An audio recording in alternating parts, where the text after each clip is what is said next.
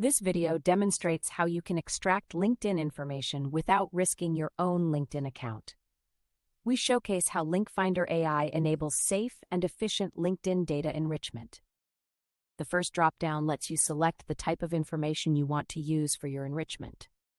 Use the dropdown to choose the specific data type such as company name, company domain, email address, or LinkedIn company URL. Fill the selection with the desired data type to specify what information will be enriched. The second dropdown allows you to select the output type such as LinkedIn profile data, phone number, or email address. Fill the output type to specify the kind of data you want to retrieve from the enrichment process.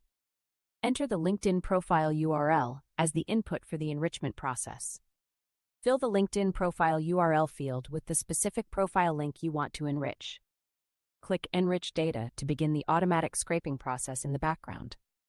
After enrichment, click on the profile name to view detailed LinkedIn information. Click the job title to see the professional role associated with the profile. Use the Upload CSV option to process multiple LinkedIn URLs in bulk. Click Process 10 items to start scraping multiple profiles from your uploaded CSV file.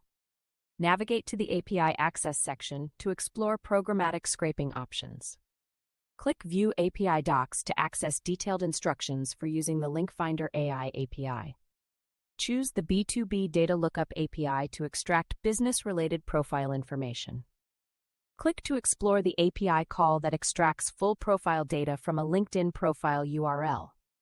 Examine the example curl command for making a post request to the LinkFinder AI API.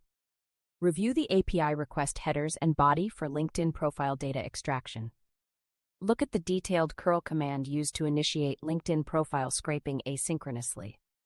Understand how the API call is structured to start the scraping process in the background.